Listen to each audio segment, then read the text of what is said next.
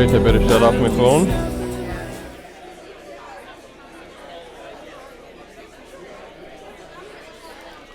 Lindsay said she's getting pummeled by hail on the highway right now. Hail?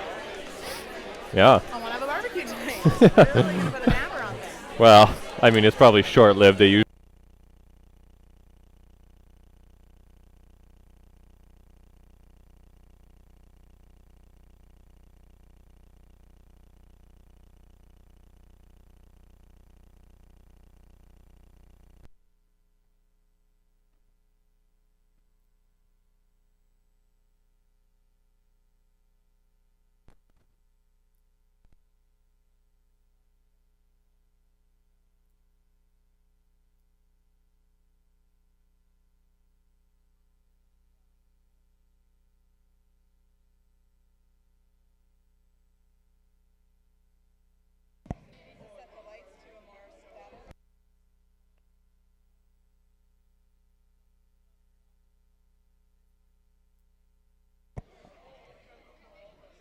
Good afternoon. Welcome, ladies and gentlemen, to Ideas on Tap, May 2016.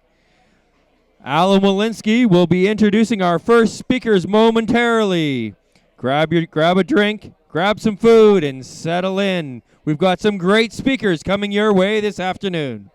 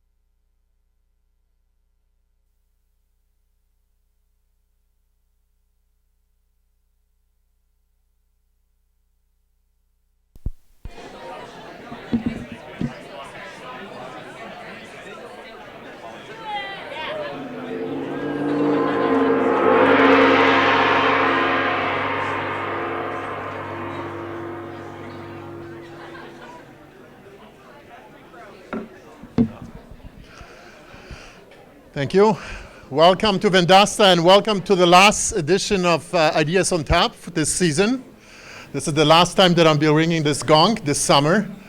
We do take a break for summer just because we like to go to lakes and finish a bit early. We have quite a schedule. Our social committee prepared for us quite a schedule. We have golf tournaments. There is also a dragon boat races and camping trips as well. So this is why we kind of take a break for the summer months, but we'll be back in September. I see a lot of new faces. I also see a new, also regulars that come to Vendasta. And I'm not talking about employees who we actually make to come here. No, no. Thank you very much. Today, like I said, we've been looking at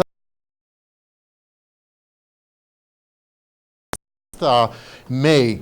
And I just wanted to sort of go over because it's been quite a good, we had a lot of good times here, a lot of laughs, a lot of drinks, but a lot of information that we exchanged here at Vendasta. I'm really, really proud of what we accomplished over last season. So we started off with large-scale software development. We tend to do some of the talks that are technical. Then we go into community, which was the next one was community building. Education and career paths. As you noticed probably, we hired quite a few people, so we are really good at hiring and giving advice how to do it to other companies who expand in Saskatoon. We do promote our tech community. And with that, we had a topic about workplace health, which is very important. Once you have people on board, you need to keep them happy and keep them healthy is one of them. So that was a really good topic that we covered. Then we switched totally went in a different direction, and we were talking about arts. And so we brought a whole bunch of artists and designers, and we had kind of a really psychedelic kind of ideas on tap. Then we were talking about art, but art of making software. So we went back to technical aspect of what we do. Then leadership, with all the people in the house, we need to become leaders and sort of show how it's done. So there was a really good ideas on top discussing leadership. Then we went back to design. Marketing was the last one, which was last month, and we're closing off today with the last ideas on top, like I mentioned, which is website essentials. Before we start, we have 4 talks today, but I just want to mention for those who are here for the first time, the bathrooms are on my left in each corner. Women's are on the right and men's on the left. Our food and drinks are in our Skypad, which is our lounge or cafeteria. Food is free. The drinks are $2. However, all proceeds are going to charity. Every idea is on top. We choose different charity. Today, we have chosen Saskatoon Community Youth Arts Programming. So all the proceeds go to that organization. So we sponsor beer. You guys buy beer, which is really cheap, $2, and all the money that we make, basically, we donate to that organization. We usually run 50-50 draw. However, we applied for permits each time we do it, so just to comply with all the standards. However, we were rejected. As it turns out, we did too many draws this year, so we did not get a permit. Therefore, no 50-50 draw this time around. Okay, for the first talk, and I would like to maybe introduce our first talk today. Let me just flip a page here. Megan Wingate and Mike Yashenyuk, our friends from Yastec Developments. They're going to be talking about giving a talk titled Content is King. Megan and Mike, are you guys ready? Oh, please come on up. Please welcome Mike and Megan.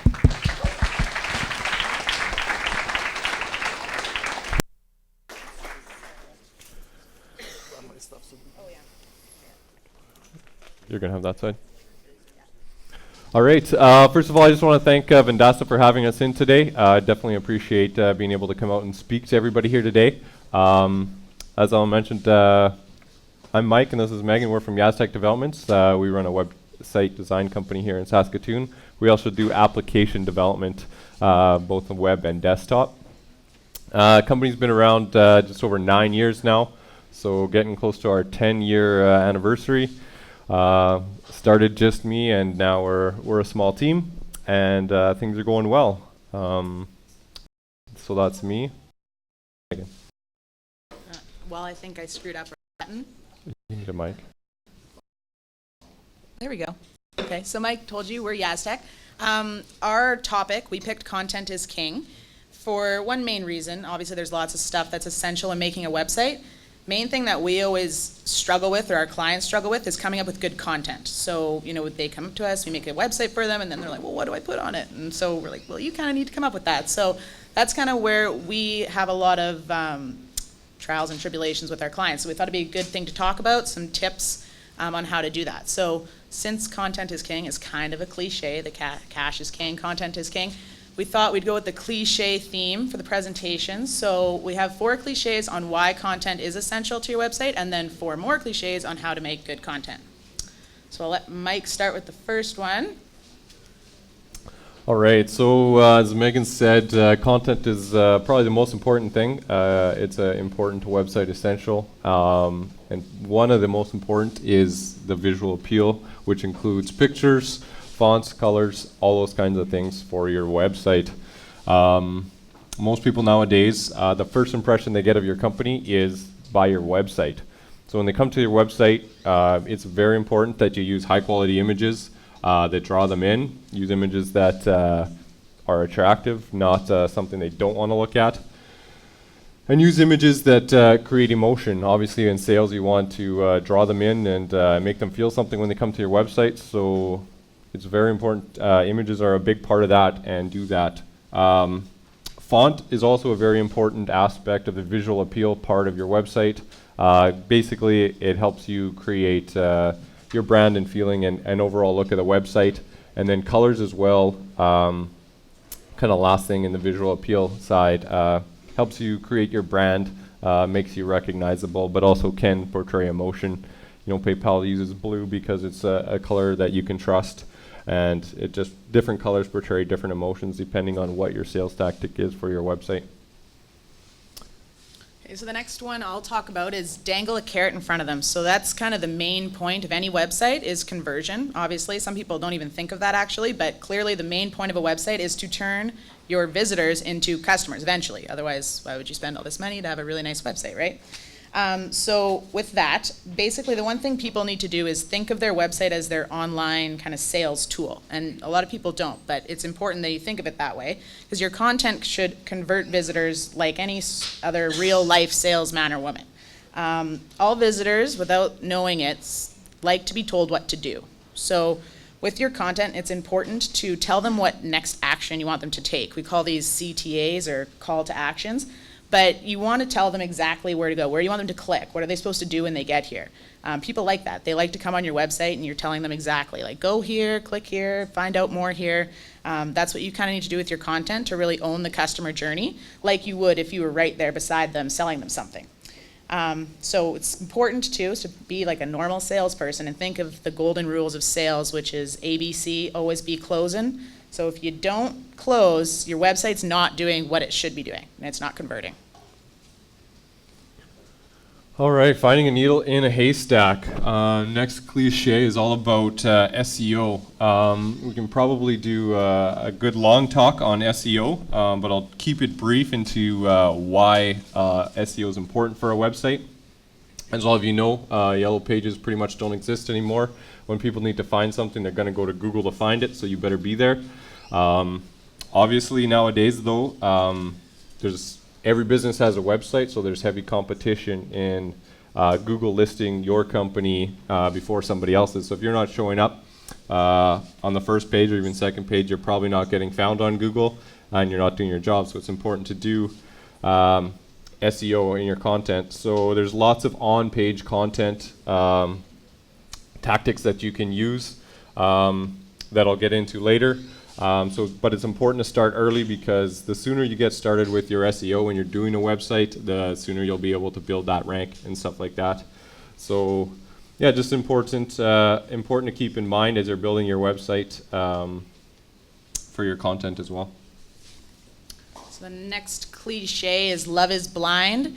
So with this one, I'm referring to engagement, not that you would get engaged to somebody if you weren't actually in love with them, but with engagement, I'm talking about, well, maybe you would, I don't know, but you shouldn't. No, but I'm talking about using your content to engage visitors on your website. So, and with that, I'm kind of referring to maybe in your content marketing strategy. I know last time somebody did a whole talk on content marketing, so it's again kind of a beast of its own, but if for those of you who aren't familiar with that phrase, in one word, it's basically, or in one word, couple sentences. It's the newest and fastest growing type of marketing out there, and it's kind of the whole theory of it is you're pulling people in to your brand and your company versus the traditional kind of pushing out, which is, you know, radio, billboards. So you use content to do that. So where the love is blind comes in is if you produce good content, like genuinely good content that people think is interesting or resonates with them, whatever, they will engage with it whether or not they know they're doing it. So if you put out something really good on Facebook or in your blog and you know that resonates with me, I might like it,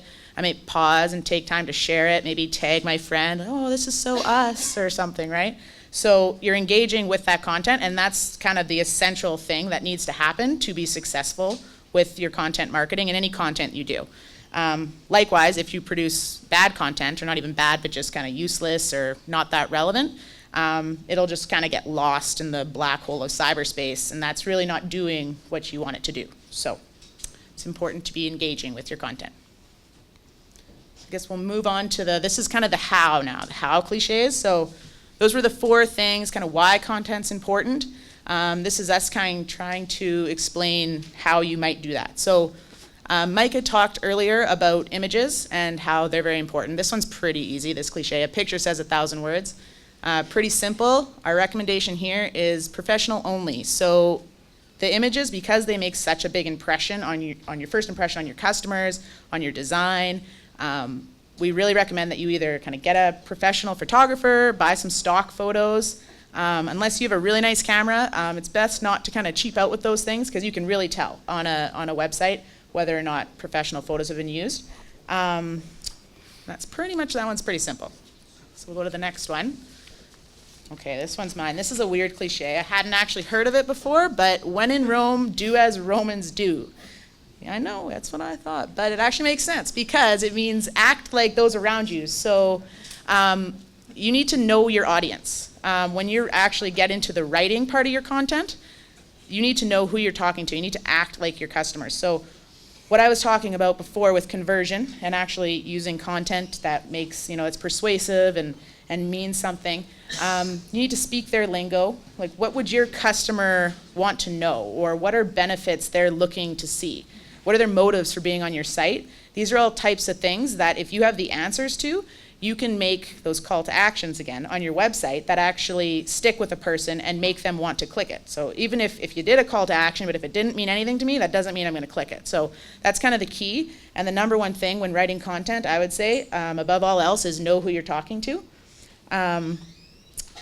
I guess one really good example I have, there's just one good part. It's kind of a simple example, but we had a client who his whole business was online, and he was a car loan application company. So pretty simple. His audience was obviously people wanting financing for a new car, probably people who didn't get it through the dealership. So, those types of people are on his website. Clearly what they want to do on there is get financing now, apply now. So that's kind of obvious, but the not so obvious thing that he kind of picked up on, and the way that we designed the whole site, was this whole 1, 2, 3. So this easy as 1, 2, 3, because the main thing when you're applying for stuff online, everybody, regardless of what it is, they don't want it to take forever, right? They're like, oh, how long is this going to take? What's the process? Oh, never mind, I'm not going to do it. So that's how we designed the whole site, was easy as 1, 2, 3, get financing with me, and that was kind of this whole thing and how he based it off. So that was him really knowing his audience and then really getting those conversions that he was looking for. All right, built like a brick shithouse.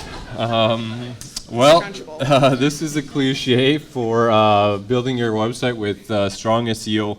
There's a lot of topics I can talk about on SEO. There might even be a talk today on it. But one of the things I want to talk about, one part of SEO is something you can do is blogging. So one thing Google really likes to see is new content on your website. And it also gives you the ability to create new content with new keywords. So having a blog or a new section on your website where you can produce articles about the business that you're in, maybe educating your audience and stuff like that, is important to help you rank well in Google. Each post will contain specific keywords that you can use to rank for that keyword in Google. You can target that page on your website directly to get the audience searching for those specific keywords. Blog posts are also very good way for you to share articles online and use social media to interact.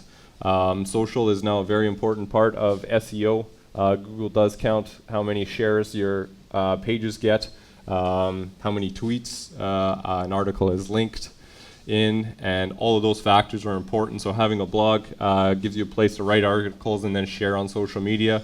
Obviously, the better they are, the more they're shared, the more they're tweeted, the better your SEO will be.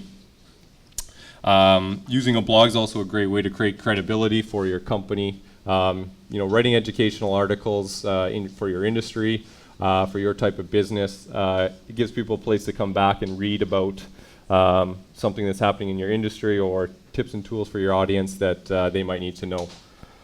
So that kind of ends that one. It's go time. This is the last cliche on basically engagement. Throughout your website, writing the content is really important, and this is kind of like the words that you use to engage your audience. First and foremost, it's important to, like Megan said earlier, I guess, is write to your audience and then write to Google second. Obviously, it's important to create a list of keywords that people are going to be using to find your company, include those in page titles and throughout your content on the site. But when you're writing those articles and that content on your site, it has to be engaging. It has to catch the eye of your audience. Has to keep them engaged to read more. There's different ways, different techniques that you can do that through blog articles and stuff like that. But keeping your audience engaged through content is very important. So writing well is something that you should get good at. But the next point is kind of what I'll go to next. This is kind of a wrap up and an important key concept for creating content. One of the things that people struggle with creating website content is they think it's a big hassle. They think they don't have time for it, and time is money. So it's important when you do create content that you set a deadline for yourself for the content you're creating on your website. It usually doesn't take as long as you think. People are just scared to start, we feel. So if you set yourself a deadline, and we try to help clients set deadlines for them to finish and write their content, find their pictures, get it all together. It's a really good way to actually finish the project. You can always improve on that content later, but just get it done first and then improve later. So that's it for the presentation. Do we have any questions? You have any questions? There we go. Oh, the football. I will pass it to you. Thank you. Could you please repeat that color that engages people? Or, let me see, color, there's the trust color. Oh, okay. Blue is a Blue. color that we used that portrays trust. I mean, red is a very salesy type color. Green also portrays kind of like money and envy and different things like that. If you do a quick Google search, you can probably find some great resources on the colors and the different emotions and feelings that they portray.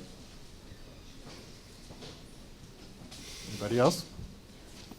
I love throwing this thing, so there we go. Are you more or less likely to be found by Google if you're using a prefab site by... Oh, sorry. Oh, okay. Are you more or less likely to be found by Google if you're using a prefab site by GoDaddy or Wix? Or if, you know, are you more likely to be found if you use those ones? I don't think you're less likely if you do a good job setting it up. Some of the issues that we run into with some of our clients using kind of third-party software like that is they're limited in what you can do in regards to certain on-page stuff. One of the important things with SEO I forgot to mention is page speed, like how fast your website loads. And there's different coding techniques that you can use to help speed up your page, and you're really limited in what you can do with those kinds of things with Wix and GoDaddy and those third-party website builders. So it's sometimes easier to use a platform like WordPress or Drupal or Joomla or something like that to start your website. Lots of those resources are free as well. It takes a little bit more to learn up front, but I always recommend people to invest the time to do that.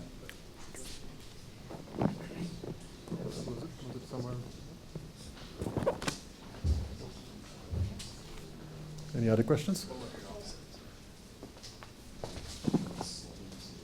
So I have my domain name through GoDaddy, and I was very pleased to find out that that Big Game Hunter is no longer involved with them.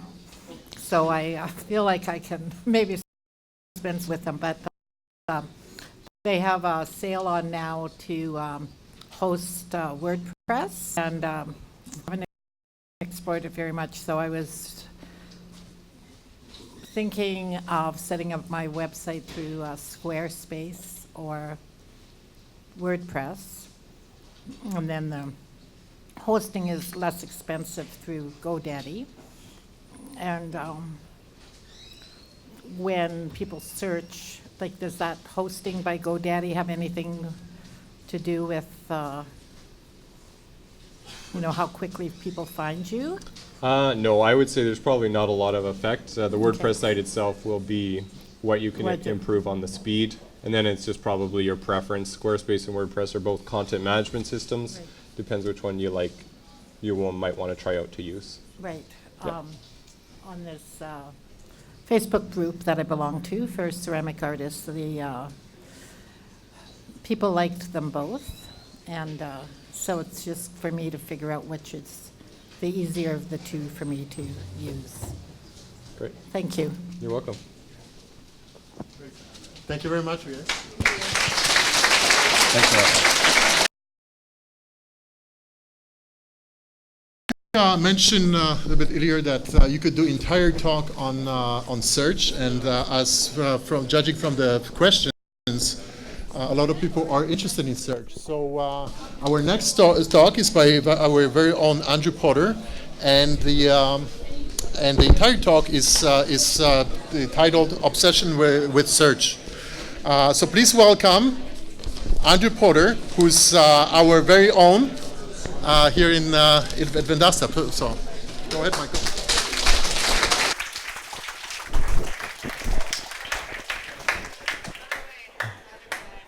Is this working? Yeah, it's working. Okay. Okay. Just a warning. I'm a really bad public speaker. And so I might ask for a little bit of support with you guys in terms of asking questions, and just raise your hands if I kind of ask a question. So what this presentation is about, it's about my obsession with search and basically the world's in general. So, but before I kind of go on, like talk about like where we've been in search and technology, and like talk about my first computer. So my first computer, I remember very well, was a 33 megahertz CPU with 4 megabytes of RAM, 3.5-inch floppy, with DOS OS. So just a show of hands, who here is under the 100 megahertz club? Yeah, yeah. So if you were under 100 megahertz when your first computer, so some things I was like kind of looking back at was like, you know, configuring like the config.sys file to like load up some old games, and you know, those are kind of fun. And then I was like, when I was doing this slide, I was kind of thinking about, you know, what other things did I have growing up? And I remember getting my first 14.4K modem. And I remember it was slow, but it was awesome. It was incredible. And, you know, I also remember things like the bulletin board systems. So does anyone here, just show of hands, logged onto a bulletin board system in the past? So a fair bit, like. And back in the day, that it was pretty exciting. It really was. And Alta Vista, who remembers Alta Vista?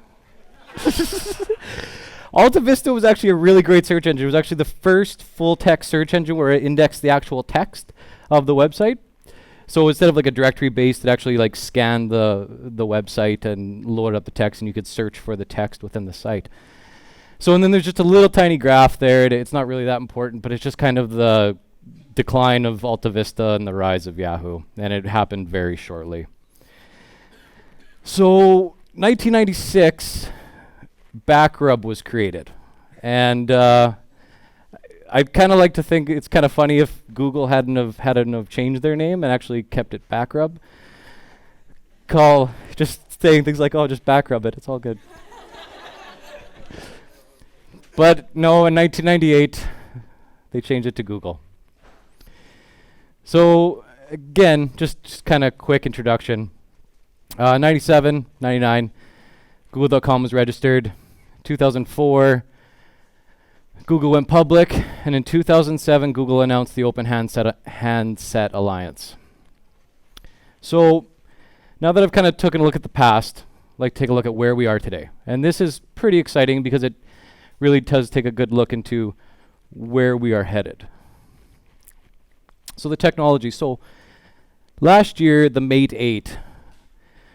Basically, I'm not going to go over all the specs, but this phone, I don't own it, but this phone was 260 times faster. It has a CPU and it's 260 times faster than my first computer, and 1,000 times the RAM. And we're now getting into an era of virtual reality. And I'd just like to kind of play this video real quick.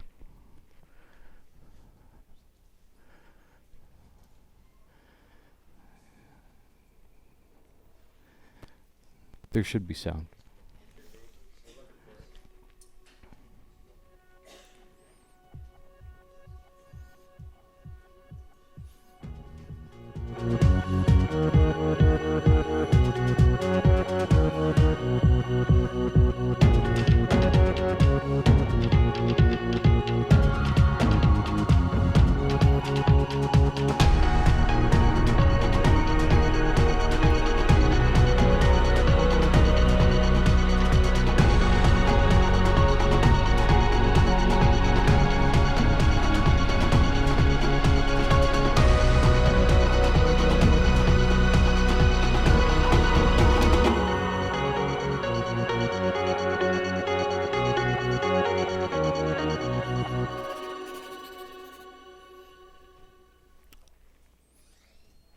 So this technology is available today.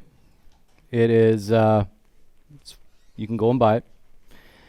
And I'd like to kind of go into, no, it's all good. So now that I've quickly kind of gone over like where we've been, what the technology we have today is, I'd like to kind of go into the way we search. So I'd like to talk a little bit about voice search first. So in 2014, voice search errors was about 25%. So your phone or the device you talked into, it would get about 1 in 4 wrong. Today, the error rate in voice search is 8% or less. And 20% of searches on the Google app or the Android devices are completed by voice. And I just kind of like to play this quick commercial. A lot of these are brand new, so they're kind of neat.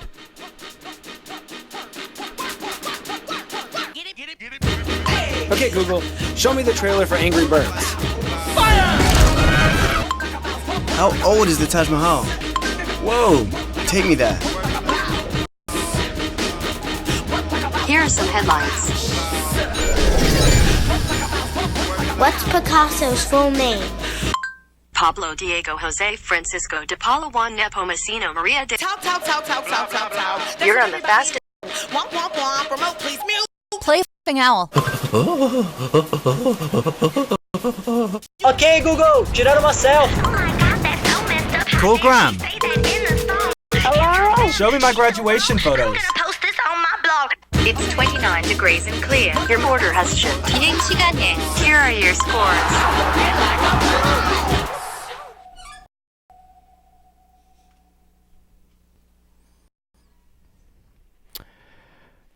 So again, that was just kind of launched. That commercial just came out recently. So I'd like to take a quick look now, kind of looked at again the past, where we are today, and now I'd like to take a look at where we're headed. So 50 years ago? Yeah, no, it's 50 years ago. 50 years ago this year, Star Trek introduced talking into a computer. And I'd like to play the first, if we could just play the first like minute of this, because it's a little bit long, so. Library computer. History files. Subject, former Governor Codus of Tarsus IV, also known as Codus the Executioner. After that, background on actor Anton Caridian. Working. Codus the Executioner. Summary. Governor of Tarsus IV 20 Earth years ago. Invoked martial law. Slaughtered 50% of population Earth colony that planet. Burned body found when Earth forces arrived. No positive identification. Case closed. Detailed information follows. On stardate 2794.7. Stop. Codus. Okay. Information. So that was 50 years ago. That's what people thought 200 years in the future would look like. So if we go to the next slide, or I guess I can do that, sorry. I've been doing it the whole time.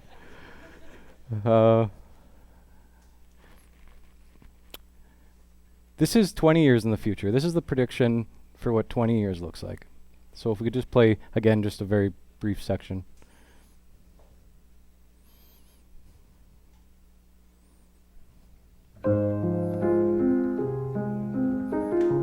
Mr. Theodore Twombly, welcome to the world's first artificially intelligent operating system. We'd like to ask you a few questions. Okay. Are you social or antisocial? I guess I haven't been social in a while. How would you describe your relationship with your mother? Thank you. Please wait as your operating system is initiated. Hello, I'm here. Hi. Hi, I'm Samantha.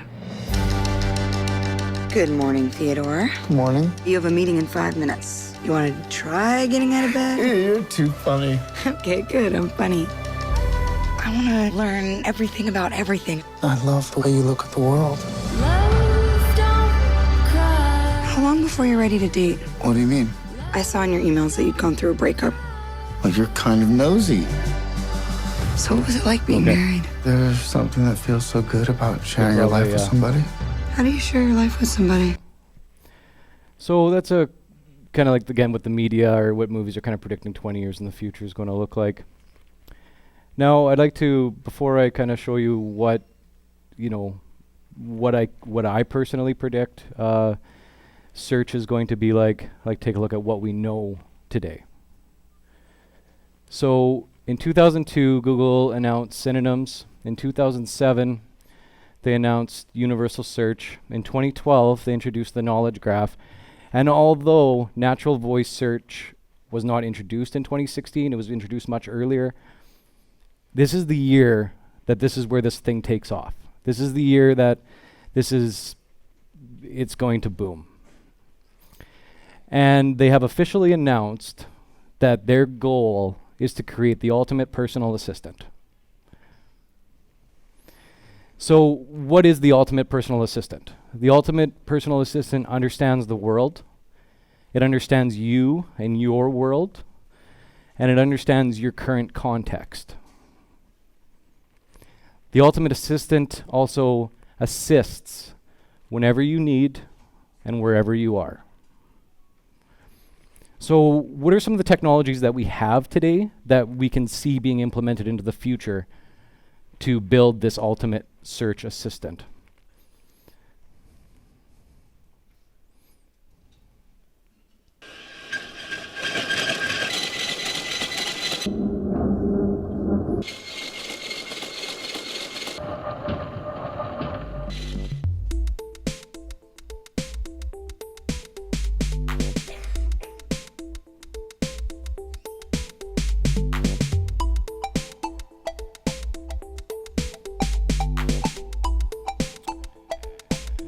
So I'll probably stop it here because I think I got to go through a bunch still.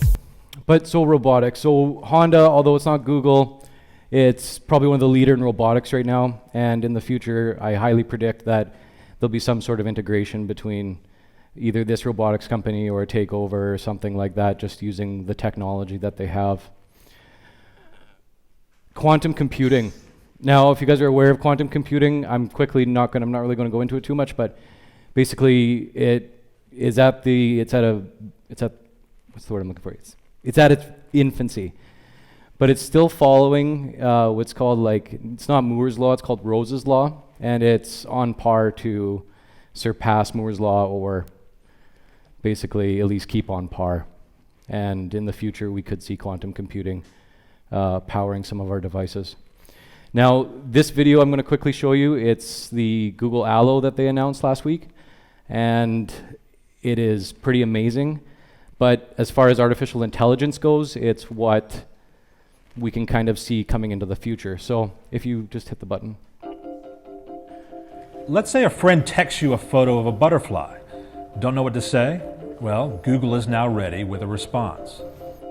We are in real time detecting the entities in that picture using our sophisticated image recognition algorithms. So we're not just saying butterfly, we're actually saying how nice or how beautiful it is, which is what, as a user, I'm most likely going to respond with. This is Allo, A-L-L-O, a new AI-powered messaging app from Google due to arrive later this summer on both Google's own Android and Apple's iOS operating system. Among other things, it offers what are called smart replies, which is a bit like what you can get today from Google's Gmail service, but there's a key difference. If you're sent a photo, Allo can analyze the photo and suggest possible replies to that. I'm not just going to say it's a skydive. In the course of a conversation, I'm most likely going to respond with something like so great. So again, as artificial intelligence kind of improves, we will be able to see things like, it's basically going to be our ultimate assistant. So now I know that I kind of went a little bit off talk with the website, but so what is the connection? Well, the world asks questions. Google currently processes 100 billion searches every month. Websites provide the answers. Google uses the content that it finds on websites to provide these answers. And humans provide the websites. And in order to answer the world's questions, we must first create the websites to answer them. And I guess just as a note, as an ending note, if anyone here has a passion, create a website and give the world the answers. And you might help someone you may never meet, but you might make the world a better place by just creating a simple website. And then there's this last video of the year in search in 2015.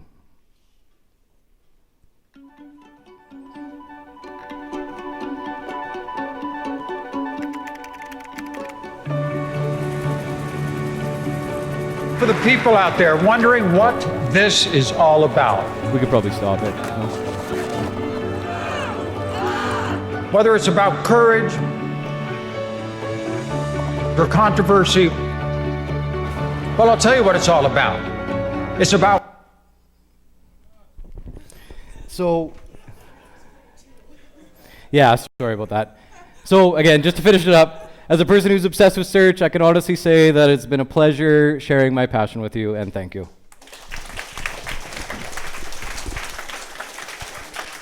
I'm sure we are going to have a lot of questions here. And I have to get out of the light here to see. Any questions? Right there. Question? So you said that voice search was one of the big trends in search for the year. Do you have any other predictions on what's going to be a big trend? Well, it's just the idea of contextual search, and but the natural search, again, it's the idea of artificial intelligence and what the future is for kind of search, and the ability to ask a question like, what's the weather today? Instead of saying weather today Saskatoon or weather Saskatoon, we're now able to just ask what's the weather? Or, is it raining outside? Those kind of questions. I got a question. You're talking entirely focused on Google and what Google's doing. What about some of the other companies that are out there indexing? And I know Bing is pushing in search. Apple's pushing in search with Siri. How do you see them impacting on some of the predictions that are being made? Well, to be honest, I don't really think that they're going to shine a light on what Google's doing. I don't think they have the money or the resources. I mean, it's just my own opinion. But I don't believe that. I think with what Google has opening their gates into, things like quantum computing, robotics, or Facebook. Again, I think Google's going to lead the way. Maybe not on other avenues like social media or hardware, like Apple with the hardware aspect. But I think when it comes to the artificial intelligence and the search, I think Google's going to take over and just keep going where they're going. Couple questions over there. So Nathan first.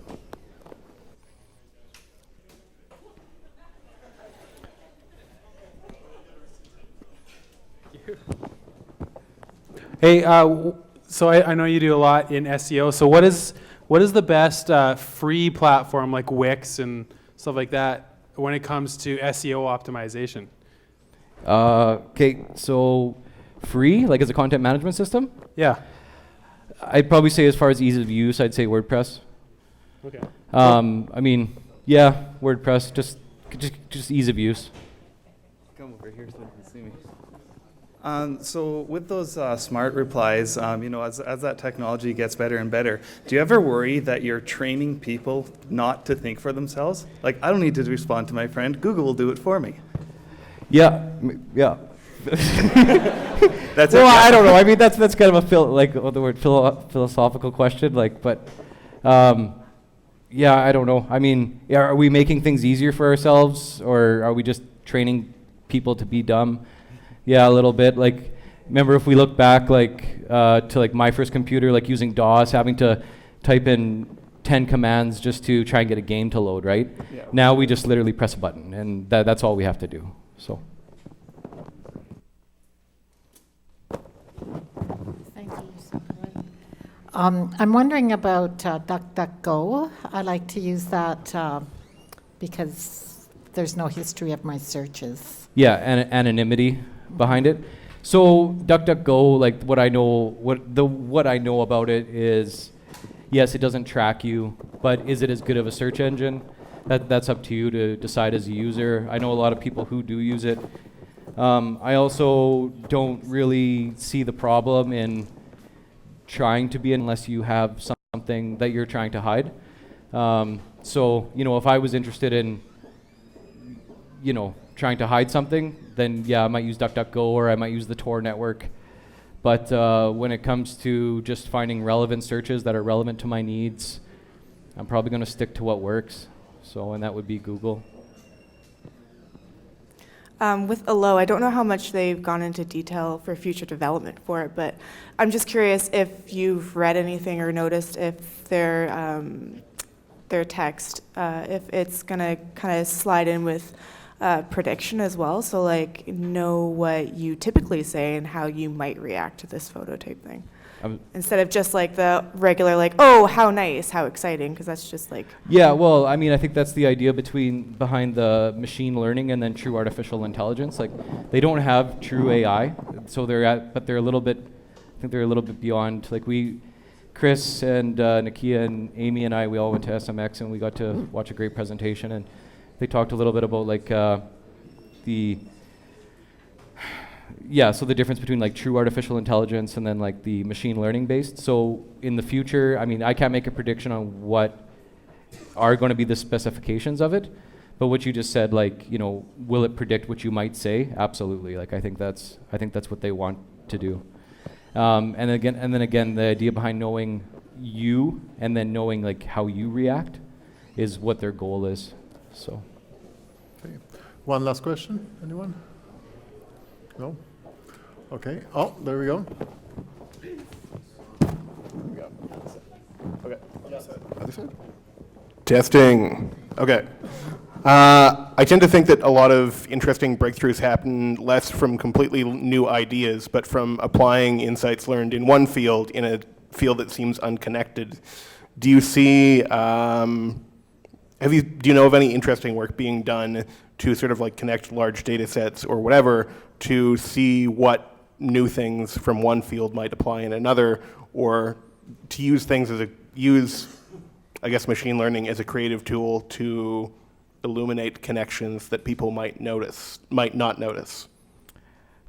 Yeah, I mean, I'm not really sure. I think as the world gets more and more connected, I think those connections will become a lot more apparent between industries.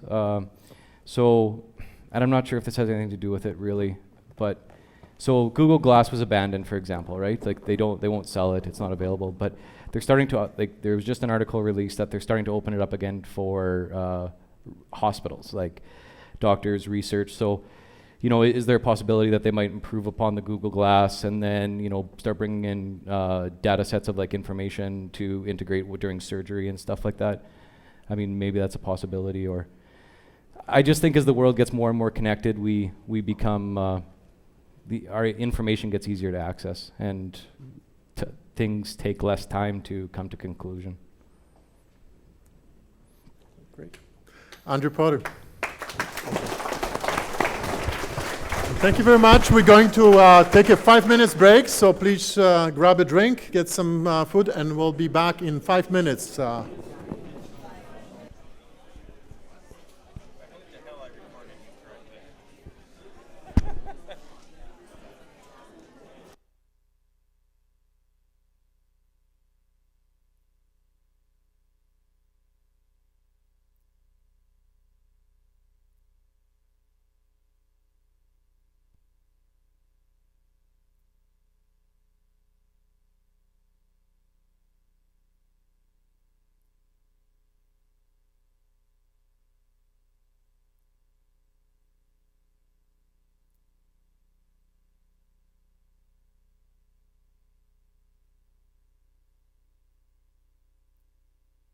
Wish to build a garden shed, a patio, maybe a cozy gazebo? Simple. You'll need wood, friends, beer.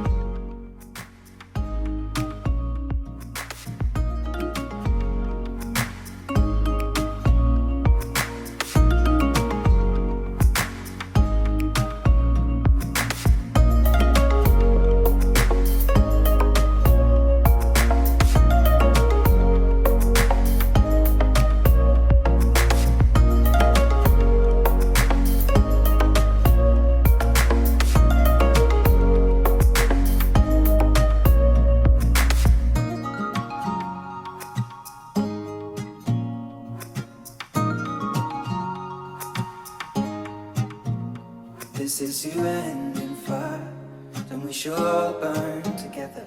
Watch the flames climb high into the night, calling out, Father, oh, stand by and we will watch the flames burn over and on the mountainside.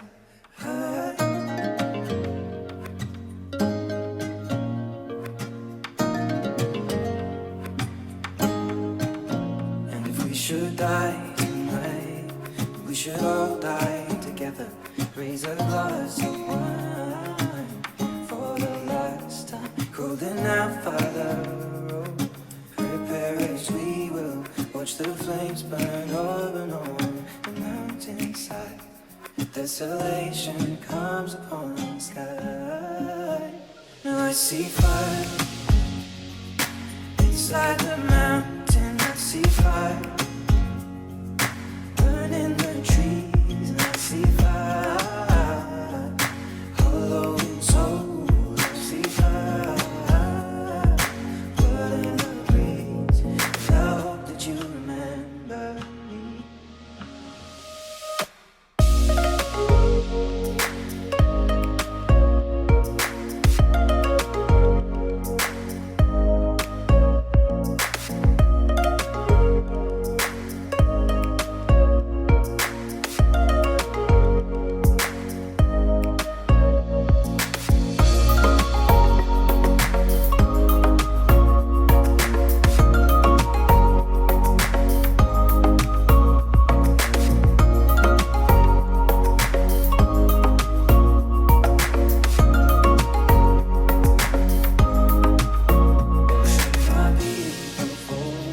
Surely I'll do the same. Come finding mountain holes. We got too close to the flame. Calling out, Father, oh, hold fast and we will watch the flames burn over and on the mountainside.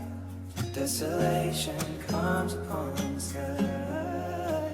Now I see fire inside the mountain. I see fire.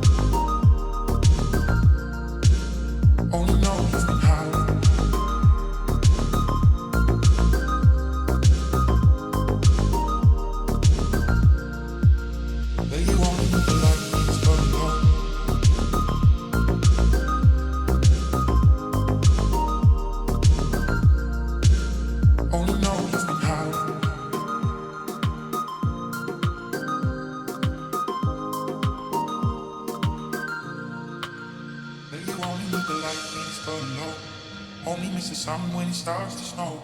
Only know you love her when you let her go. Only know you've been high when you're feeling low. Only hate the road when you're missing home.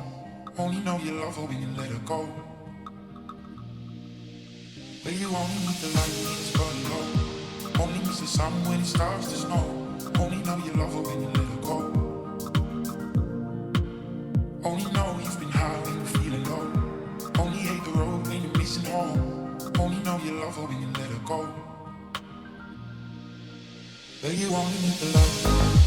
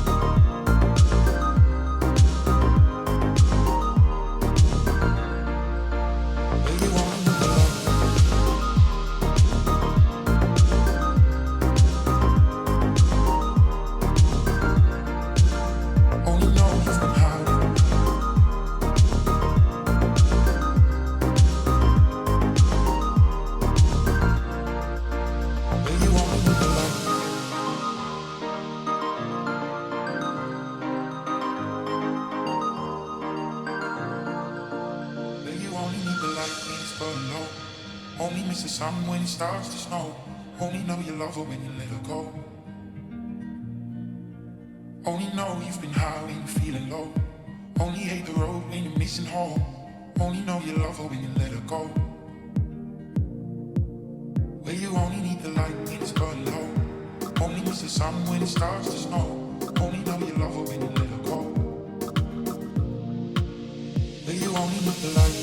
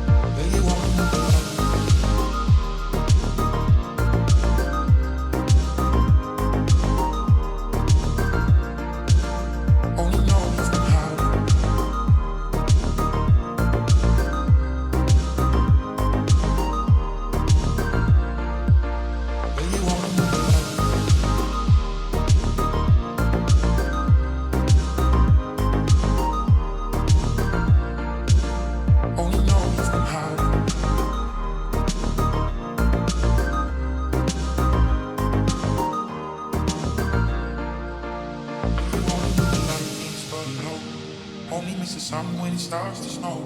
Only know you love her when you let her go. Only know you've been high when you're feeling low. Only hate the road when you're missing home. Only know you love her when you let her go. But you only need the light.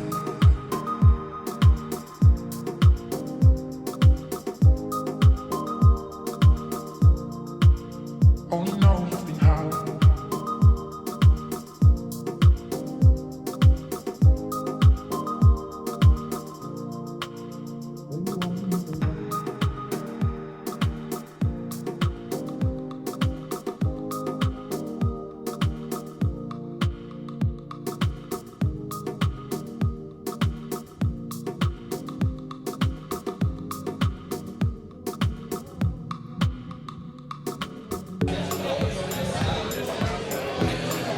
Ladies and gentlemen, our next speaker will be starting in about 3 minutes. Grab your drink, grab some food, and have a seat. Next up is Dale Hopkins.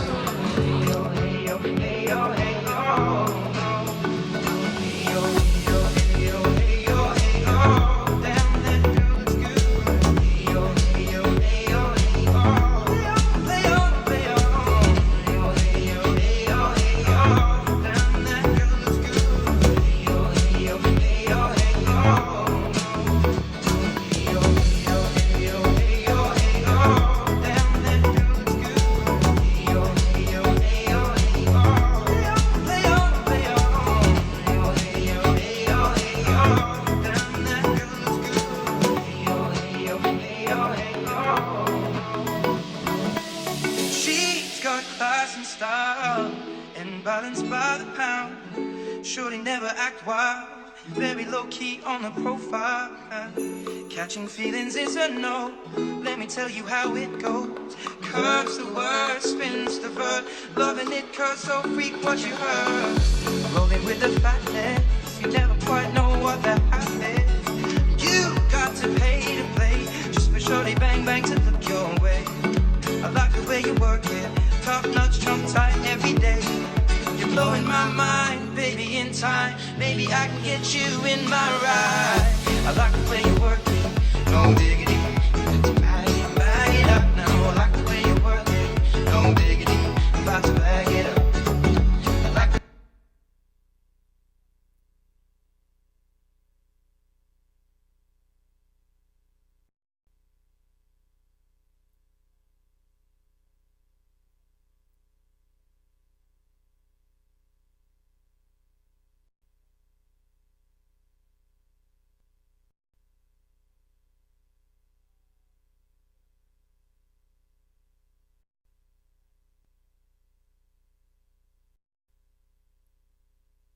Chuck.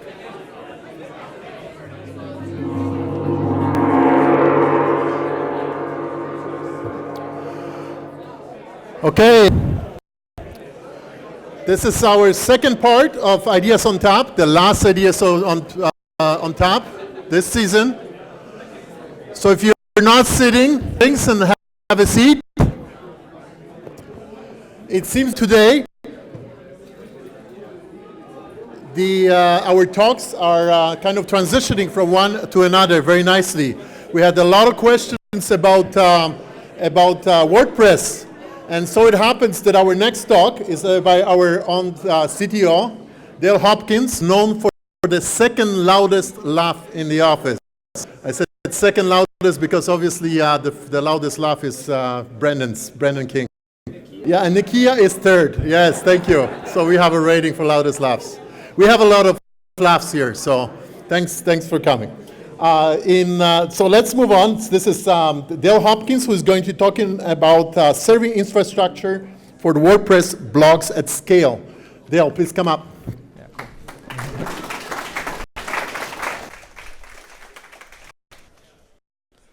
Yeah, so as Alan suggested, I'm going to talk a little bit about WordPress here. And so I think Michael mentioned it earlier that quite a few people actually do host their blog or their website on WordPress. So I guess one of the questions that comes up is, WordPress really is the platform that people are hosting their stuff on? And the answer is definitely yes. About 59%, not of all websites, that's definitely not what we're talking about here. We're talking about 59% of people that use a CMS to build their website are actually using WordPress. So that's a ridiculous number of people that use WordPress. And the nearest competitors in terms of people that are other CMSs is going to be things you've probably heard of like Drupal or Joomla. But I mean, they're not even a tenth of the size. And in terms of the growth, WordPress is actually gaining market share still. So in terms of if you're building a website with a content management platform, the developers, the support, everything you're going to find is actually going to be for WordPress. And so it's a pretty interesting platform. And if you guys, how many of you guys use Stack Overflow here? I mean, interestingly enough, if you look at the survey for 2016 for Stack Overflow, this is actually one of the full platform developer trades. It's actually, I think, number 10. And so that means that they're competing with like .NET in terms of the number of developers that focus just on WordPress. And so there's a ridiculous number of people that actually know how to develop for this, and a lot of people that are actually using it. And in terms of like, can you make professional websites with WordPress? The answer is definitely yes. People like TechCrunch, Mashable, and the New York Times, their main pages are all driven off of WordPress. So it's actually a pretty interesting thing in that there's a lot of stuff happening here, and there's a lot of small businesses out there that are saying, you know what, I really would like a WordPress site. I'd like to be able to do this. But then the question is, how do I do it? Sometimes it feels like, you know, maybe as Michael mentioned, there's not as many options when you purchase these things from a vendor. Or, I mean, how do I host this myself? Might be a question some people ask. And so for this talk, I wanted to get into some of the technical details of like how WordPress works, and some of the stuff in terms of Vendasta's working on developing a WordPress platform that we can offer to our small businesses. And when I say at scale, it's because we've got 100,000 small businesses, I guess a little more, that use our platform. And so it's a big difference in terms of I want to host a WordPress site for my business, and the question of, okay, I want to actually talk about how I would host 100,000 plus WordPress sites for small business. And so I thought it might be an interesting talk to discuss, like how you do it for yourself, but also then why it's different when you want to host it at scale. So if we're talking about you wanting to host a single WordPress site, it's actually not too bad. You've got an Apache server, some sort of web server. This is pretty standard stuff. In terms of, it's a basic web application, and it's actually written in PHP. And for the developers out there that are kind of cringing at that point, I mean, Facebook's written in PHP. So there's actually a lot of big applications that run on PHP, and it's possible to do these things in a performant way. And so if you were going to run a simple WordPress site, you can do a one-click deployment on something like Google Compute, or you could use GoDaddy or something. But if you wanted a piece, like a virtual machine to run this guy, cost of one of these guys would be about, the costing on Google's Compute would be about $4 a month for you to host something like this. And that would be using an open source stack, and that doesn't include obviously any of the creative talent for building your website. That's just hosting the software. That doesn't include a domain, that doesn't include like SSL certificates and stuff, but it's a basic idea. So this is something that at a cost of $4 a month, that a lot of people for a website, they're looking for something to cost quite a bit less than that, especially if you're looking at competing with people like GoDaddy or other things like that. They're offering sites that they're costing on the order of $1 or $2 a month. And so if your cost is $4, I mean, what are we talking about? But this is basically the infrastructure that happens here for a single web server. Now, one of the things that I think is really important to talk about at this point is the security around WordPress. It is a PHP program, it is open source, and it has a ton of security vulnerabilities. How many people heard about the Panama paper exploits that happened about a month or so ago? That was actually a WordPress vulnerability that caused that. And so what happened was these people here on this file system that's shown in yellow, that's actually where they kept all their confidential account information. And so someone actually hacked their WordPress site, and then actually once they had access to the site hosting WordPress, they managed to access all of their confidential financial information. I mean, it works out that they weren't good people, and so it wasn't maybe all bad, but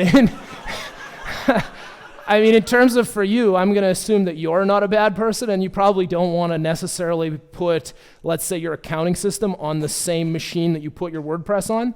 So there's a couple options for how to deal with security, but let's say in this case, you just have a single machine that hosts your WordPress. There's nothing else on it, so if someone steals your WordPress login due to a vulnerability, it's really your WordPress site is all you're worried about, right? So that's one thing to consider in this case. So then if you're talking about someone like a GoDaddy or someone else like this, or even, let's say, a small agency in Saskatoon, and you wanted to host a lot of WordPress sites, you're probably not going to put a single virtual machine for every one of these sites. It's a little bit hard to manage, and then you have to buy IP addresses and all sorts of other things. So what you often will do actually is you'll run something which it's called virtual hosting. And so this is probably something everybody's heard of. You get a virtual server or something, you got Apache here. It's running multiple copies of PHP. It's got individual users for each one of those pools, and then what happens is you've got file systems to protect so that each WordPress instance is restricted to just its files. And so we're using the fact that the PHP interpreter is running as a specific user, and so they only have access to the files for that one WordPress site. So generally, if you're doing it this way and you're not running your PHP processes all as the same user, you run into this is actually a decent way to run this stuff. And this is how a lot of people are going to run. And then again, you need a database here. So you're going to actually probably have one database server here that's actually running multiple databases inside. So one instance, multiple databases. And if you're doing something like this actually changes your cost model quite a bit because we're running 100 WordPress sites now, and we're running it on a bigger machine. So instead of costing $4, it costs about $30. But in terms of this, I mean, it gets our cost for a WordPress site down to about 30 cents. And so this is something you're going to see for GoDaddy or someone else like that this is possibly how they're managing to serve this stuff. But, there's a limit, and then we're going to call this vertical scale. And so in terms of computers, there's kind of two ways to scale an application. One's a vertical and one's a horizontal. It's an easy way to think about it is vertical means make a bigger machine. Horizontal means make more machines. And so as an example here, we've just put up a bigger machine, we've put more stuff onto it, and we're gonna make the assumption that the 100 WordPress sites we put on here, they're probably not all extremely popular, and so there's probably some ability to say that some use a little more, some use a little less, that's okay. And so, this gets our cost into a place, and then we still keep some of the security benefits we're talking about. But then the question is, okay, let's say you wanna deploy like 1,000 WordPress sites. You're probably going to run into a point where you really can't serve 1,000 sites from one machine because having 1,000 PHP pools and 1,000 databases and stuff is probably not going to scale. And so you're going to be forced into this, okay, I want to horizontally scale out. And so now I've got 10 copies of essentially what I had before. And so again, my cost stays the same, and my security model stays the same, but now you got to manage like 10 different machines with 10 different patches. And I wore this shirt for a reason. Is like one of the things you're going to find is that this came from the Google Next conference, and one of the things they say is that when you're dealing with this world, it's actually you that has to update the virtual machines here. So like when the Linux kernel needs a new patch and there's a vulnerability on your WordPress site, you have to go out and patch that. And in this case, now you got 10 machines you have to go patch. And now you have to patch not only 10 versions of your OS or 10 versions of Apache, you've now got 1,000 versions of WordPress you got to patch, right? So there's quite a bit of work in terms of maintaining this sort of solution. And so when we started looking at some of these things in terms of how people do this, it kind of becomes like, this is probably not the way we want to scale it when we're going to do 100,000 sites. So it's one of the things that we started to look at. Well, how could we, like, what kind of assumptions could we look at, and how could we make this scale a little better? And so one of the things we can look at in terms of small businesses is you're going to find that there's how many people have heard of something called a long tail? And so what the long tail is going to talk about here, in our particular, this describes a whole bunch of things. It's like the normal distribution, and there's a lot of natural things that fit this. And what you're going to find is that if you have 100,000 small businesses, you're going to find there's a few businesses that have absolutely huge traffic websites. They do a ton of traffic. And then you're going to find that most small businesses have 2 visitors. They want to build a WordPress site. They definitely want one, but you can imagine that their traffic is not, thousands of users or visits per month. They're talking about tens. Now, that's obviously for some of these guys, that's they're just starting, and maybe they want to become one of those guys that's the head as opposed to the tail here. But the truth becomes in a lot of these places that, most of the users in our system actually aren't doing much. Most of the time their WordPress instance is actually serving no traffic. And so if you look at this particular case we had here, each one of these sites is tied to one of these nodes, and so capacity for every one of those sites is pre-allocated. And so what we look at also is, since each one of those sites is on one of those computers, if you start managing thousands of computers, failure is actually real. It happens. It's not like if it happens, it's when it happens. And so, in the other case, we have zero tolerance for failure because each one of those servers, each one of those websites is only on one of those servers. And so then we also get into, I've got, in this case of 1,000 sites, I've got 10 different servers I got to manage config for. So, in the end, we decided this wasn't really a way to do it. And so what we look to is the rest of our applications here we do with Google App Engine. And so this is a picture of how Google App Engine does its serving. And so one of the things that's really key to this infrastructure is a thing called a load balancer. And so this is what sits in front of Google App Engine. And so that actually means there's one website, and what happens is it has a whole pool of front-end instances. And so in this case, I've drawn 3 because the slide is limited to how many of those boxes I can draw. But one of our applications, as an example, has 4,000 of those. And so what that means is that there's 4,000 machines that are ready to serve a request when it comes in, and it doesn't matter which, basically each of those machines is equivalent. So any one of those machines is equally capable of serving a request, and the load balancer can be smarter, it can do round robin and pick one. But the answer now is that my application can serve from any one of those. And so if one of them dies, who cares? It's not a big deal. I forget, it's cattle versus, what is it? anyways, the point is the idea to think of these machines as like, these machines are disposable. These machines die, and that's okay, because we got a whole pool of them, and any one of them is equally capable of serving the content. But then what it requires is some sort of distribution of your data store. And so the data that we're going to store for, and in this case, an application, is stored in some sort of distributed storage so that each one of those front ends can all access it. And so the nice part about this is it gives us, the first piece that this gives us is that these front ends, we have the failure tolerance, but the more important part is because any one of these front ends is equally capable of serving, there's no pre-allocation. And so thinking about this from our WordPress picture, it's a little bit more complicated, but what we end up having is we have this service. It's not called a load balancer, but I mean, a service is an abstraction on it. And then we have these WordPress pods, they're called. And so what happens is each one of these pods is capable of serving any one of the sites that we're hosting. And so in case of 100,000 sites, that means if a request comes into our service, it can go ahead and distribute that to any one of these, and any one of those pods is capable of serving any one of our sites. And so what that actually means is that we don't have a pre-allocation. We don't say that this node is specifically designed to host this site. Any one of those nodes is capable of hosting any one of the sites. And so that gives us two pieces. First of all, on the long tail, that allows us to deal with the tail, which is we got a bunch of sites that nobody ever uses. And since we're not pre-allocating nodes to say this node hosts this site, that means those sites don't actually waste any of our machines. But then for the head, which if you look at this, these are the sites, if I come back, these are the sites on the left part. These are really poor colors. Unfortunately, I just grabbed this GIF because I'm not going to draw this graph. There's a little line here. This is the green, this is the head. But what happens is for those sites that have a lot of traffic, you can actually use multiple nodes to serve for that single site. So if a site has a ton of traffic, it could actually be using 10 or 20 or 30 nodes to serve that traffic. And so as our system scales, we actually get the capability to handle more traffic for those head sites and our ability to not pre-allocate for those smaller sites. And so in this particular case, in order to service that, we have to have a filer service in the back end, which is this, if you talk about this bottom part, this is Gluster. This is essentially allowing us to have a shared file system between all those machines. So the WordPress is actually accessible from any one of those machines. Now, the first question that everybody should ask at this point is, that sounds really scary, because I got 100,000 WordPress sites, and if you hack one of them, you're going to have access to all 100,000 of those sites. That could be bad, because potentially we have financial services information on one of them. Hopefully not, they're small business. But anyways, it's still something important to consider. And the other thing that I think is important on this is that because we also can be dynamic about our config, we could even migrate databases. And so if we're looking at that individual piece, this is one of those green boxes from this picture. This is actually what's inside of here. And again, when we were talking about this, this is essentially the WordPress instance that we were talking about before. And instead of Apache, we use a little bit of different software. And specifically what we do here is we use a distributed config so that we can actually dynamically connect to different databases and allow migrations.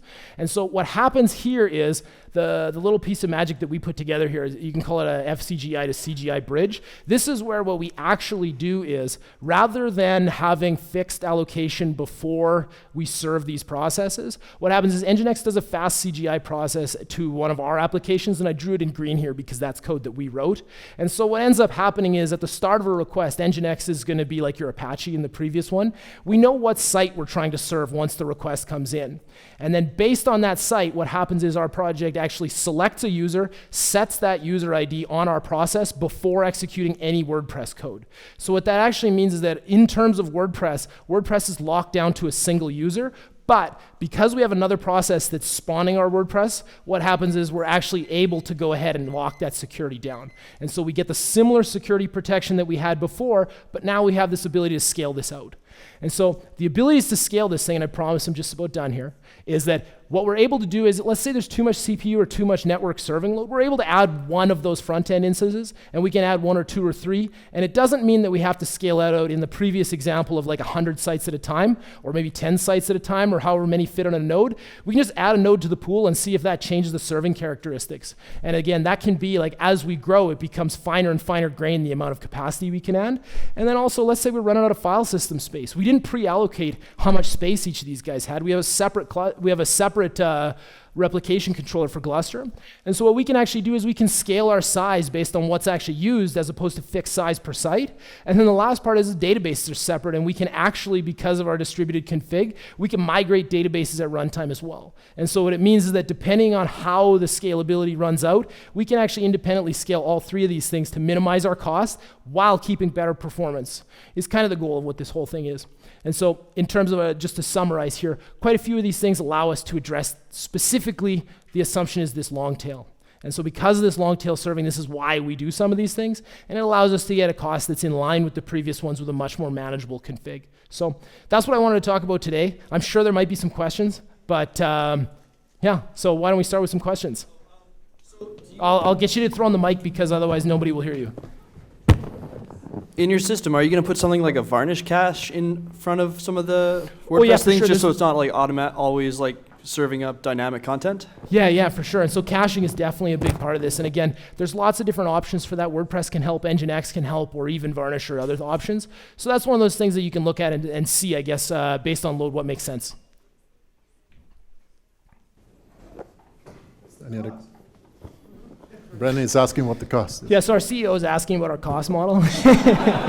And so in terms of this, basically our assumption is that we'll be able to serve higher performance sites at a lower cost than the roughly 30 cents that we figure it costs to host these things on and fix things. So it means that something, I think some of our projections are around 10 cents, but again, that all depends on the shape of that long tail. And so that's something that we can adjust our cost model based on what that long tail is. And potentially then what you could say is that, I mean, because you could identify which customer is, you could potentially charge more to a head customer than a tail customer. So there's options to see, but in terms of our cost per customer, that'll totally depend on load. But it should be on the order of 10 cents. Any questions? I can see Todd wants to ask a question over there. Todd? I want to throw a football right over there. Any other questions? All right. Thank you. Thank you very much, Dale. Okay, so we're going to go into our last but not least presentation by Dan Stamp.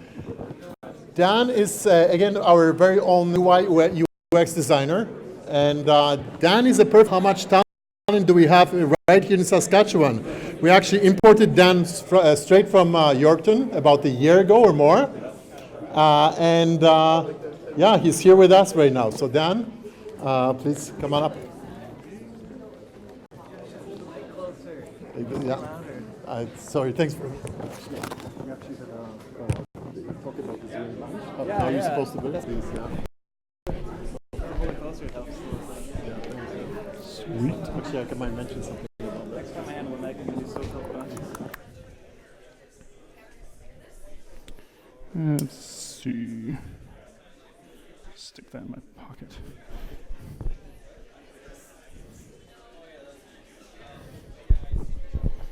Cords are super annoying. Let's go ahead.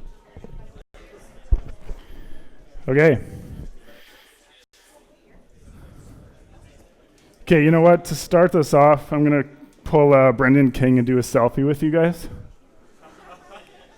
Everyone wave, say cheers. Woo! All right.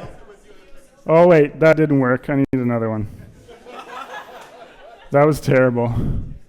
Okay, let's try that better. Okay. Who's here? Okay. Okay, let's post that. Let's see. Beer chats? Yeah.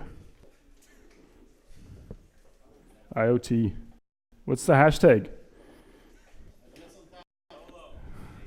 Ideas. All right. All right. Let's do that. Facebook, Twitter, everything. Sweet. Now you're all. Okay, cool. So I'm Dan Stump. I'm a UX UI designer here at Vendasta, and I'm here to talk to you about the X Factor. So when I titled this presentation, I was thinking like experience. What can I title this? I was like, the X Factor sounds sweet. I'm like, okay, I'll title it that. But what's actually really cool is that the X factor has a definition. That's exactly what I want to talk to you about today. So it's a variable in a given situation that could have the most effect on the outcome. Now, I don't know if you guys are familiar with UX, but this is really about is the UX factor in websites. So user experience is like fundamentally the psychological and like the emotional have when you're interacting with applications and websites and really anything. If you think about when you go to a website and you land on the page and all of a sudden something breaks and all you see is like HTML and just like all the content is on the left side and you're thinking, what the heck do I do with this web? That's really user experience. Is like, that's a bad user experience. So if we think about the idea of websites, and I'm kind of bringing everything in to kind of close off. So what's all involved in a website? SEO, content, and UX. So this stuff creates the website. All this stuff put together, maybe there's a couple other elements architecturally that I'm not thinking of, but really I'm thinking about the user because that's what I'm passionate about. So this really actually means traffic, information, and interaction. So the traffic, the SEO, drives the traffic into the website. The content is the information that the business or the people are selling. And UX is the interaction that each and every user that visits a website has. So this actually is a website, and this produced leads. And then it produces sales. So this is the value of websites. So if we find something on Google and we get driven into a website and the content is there, but all of a sudden the user experience sucks, then potentially that lead's just going to drop off. They're probably not going to continue looking through things. Maybe they will, but they're probably going to suffer. About some positives and negatives about, or goods and bads, rather, about UX. So bad UX, number one, site's broken, doesn't work. I can't get what I want. It's super confusing. Nothing is making any sense. The navigation is weird. The words don't line up. It's restricting. Something isn't right. Like what I want to do, I can't do. It's obscure. It's distracting. Certain elements on the page, maybe there's too much, there's congestion everywhere. Oh my gosh, I can't figure this website out. On the flip side, a good website is accessible. I can get to it, I can get to what I need, and it's gonna paint a clear picture. It's super usable. I should automatically know exactly what I wanna do on that website. It's engaging. Man, nothing is better than a good website that actually tells me or actually drives me into a funnel. Like maybe not so good for a person with a low bank account that actually is gonna buy something, but hey, if it drives sales, it's really good. It's logical. Something actually, like the stuff makes sense. What I'm looking at and what I need to find, it's all lining up. And it's structured. So there's things that line up. Every new page I go to, it makes sense. So, am I like speeding through this? I'm like super passionate right now. Okay, try and slow down a little bit just to make a little bit more of a clear point. I'm gonna give you 3 UX ways from this. Keep it simple. Going to a website that is clean, there's breathable space around content, you can figure it out, you look at it and you're not getting confused. Remove noise where possible. There's even possible, even too much graphics, too much imagery, anything like that that's just put it in there because it's gonna help us build our SEO. Yes, do it safely, with caution. Do as much as you need to do, but also do as little as you can. Prioritize content. Man, if you have a fold on a website, which is fundamentally, it's like what you see when you land on a web or you scroll, if you're not saying something in that H1 or with that first image or with the navigation that's going to actually drive them to keep looking, there's nothing that's going to keep going. Define page templates. This is about structure. This is something, it's almost like defining mental models for a website. Like if you have a navigation element and then you click on it and it drops down, and then you click on something else, and then you go to another page, but then like all of a sudden that navigation is different, or maybe there's a place that you have a CTA that's different on another landing page.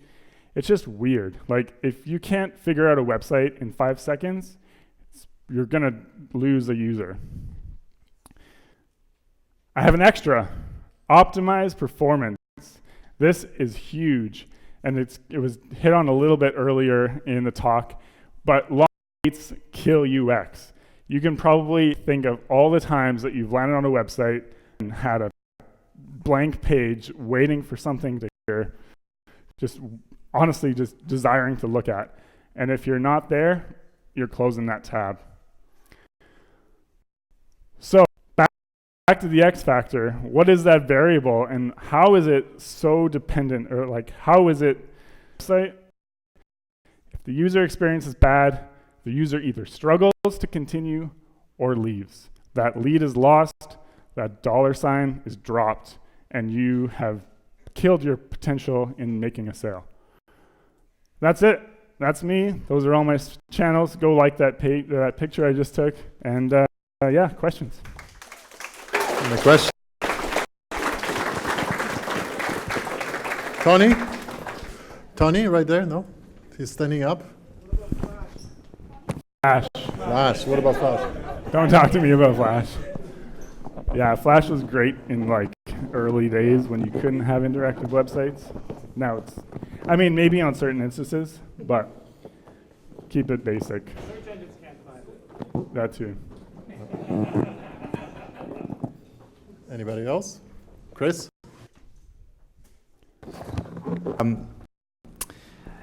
How do pop-ups affect the user experience on a website, and how can they be effective without taking away from the user experience? That's a good question. I actually was originally going to hit on this. Pop-ups, what I prefer is that I've taken an action to populate that pop-up to actually make something happen. So maybe, but at the same time, I was actually just reading an article that pop-ups create conversions. Like, it's super effective. Because like, if you're not gonna like automatically go to that sidebar to subscribe to a blog, you make more conversions in the future, then like, if you're not pushing that in front of the user, then you've lost more possible leads. But at the same time, it does hurt the user experience, because it's kind of like, ties back into performance. It's like all of a sudden if load times are bad and you have a pop-up and you can't close it, then you've already lost that lead again. So it kind of like, it's another with caution, but at the same time it's super effective. So yeah. Anything else? Questions? So I'm inside of the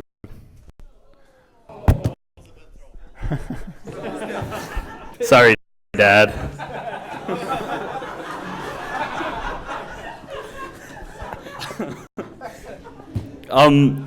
Just your idea of plus and minuses for user experience, user interface, like what's actually important. Do you want to go back? You don't actually have to jump back. I'll go there.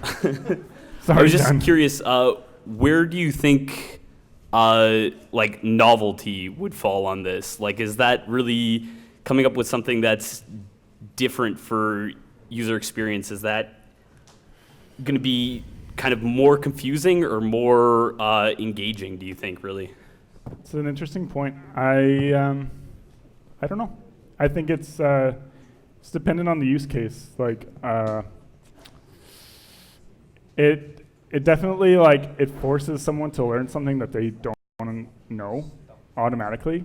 And that's something that you kind of want to create. It's like there's already mental models put into place with current websites. Yeah. But at the same time, you have to have innovative ideas, and you have to keep pushing that stuff forward. And like the way the websites are laid out now are way different than they were even 3, 4, or 5 years ago, right? So like there were times that innovations like that needed to happen in order to actually create a new experience, and it was helpful. But as long as the user is kept in mind, maybe there's certain hints within the interface that's just like, you want to do this, or like just subtle nudges to like entice them to take that new path. It's that's what you really have to do. You have to educate a new instance like that. Okay, so statistically, how has humor helped the user experience? Humor? Statistically? I have not done any being studies funny. of this. Have you done any studies on being funny?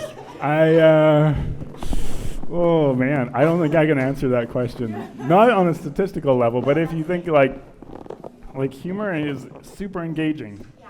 I don't know, people generally, they have a sense of humor and they love laughing, and like laughing is a good thing, psychologically, you know. So I mean, like, if you can make someone laugh on your website, you're probably going to be super memorable, if that answers your question.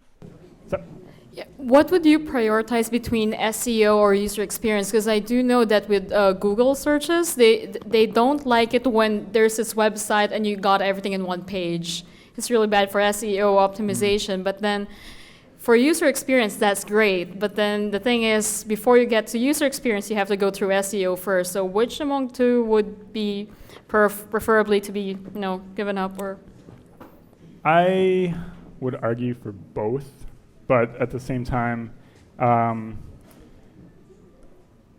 like, I think with SEO, it's honestly, like, I'm not an SEO professional by any means, but Andrew and I have had some really good chats, and we tend to be on the same page as far as, like, you want to have enough content to drive that traffic, but at the same time, you want to like simplify the design so that it's engaging and like simple, and then you use like different page structures and navigation structures to like entice the further SEO.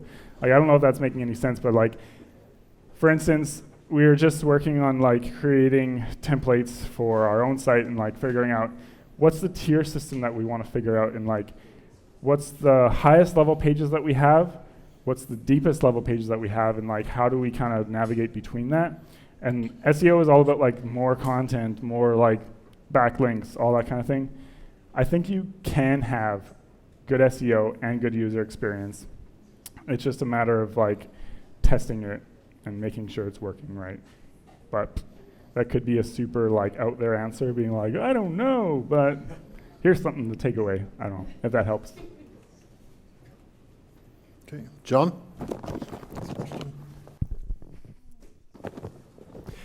What's the biggest change you've seen in UX in your career, and what trends do you see for the future?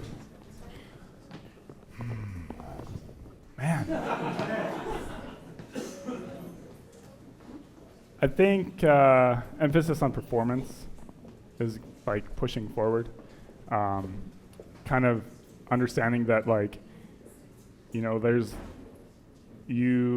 really need to optimize all your images, all your content. Like, your pages just need to be small enough to actually allow a good performance and like good experience that way.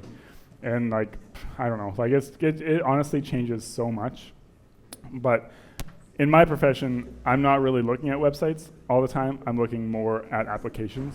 So as far as like that goes, but there are certain instances that like work well together. But like at the same time, yeah, I would say performance and really logically laying out your content so it's simple and understandable.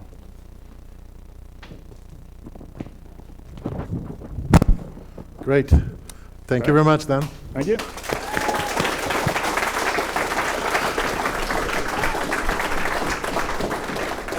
So before we finish our last Vendasta on Tap this season, I would like to take this opportunity to thank the organizers. It takes quite a few people to organize this event, and the org work behind the scenes. So first of all, Jason, Emily, and John, they work lights and sound here.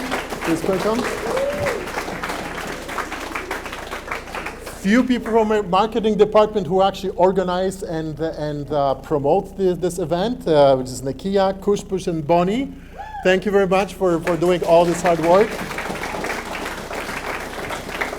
And entire operations teams, which basically prepare all this environment for us here, which is Katrina, Brooke, Jody, William, and Matt. Thank you very much, guys. Every RDS on Tap, we also have volunteers who help out selling drinks, selling tickets. So thank you very much, you guys. Thank you very much, all the speakers throughout the season. But most of all, thank you, all of you guys, for being here, because otherwise we'll be talking to all those four walls. So please come back in September. We'll see you all there. So thank you very much. Have a great summer. And I got to ring this one more time.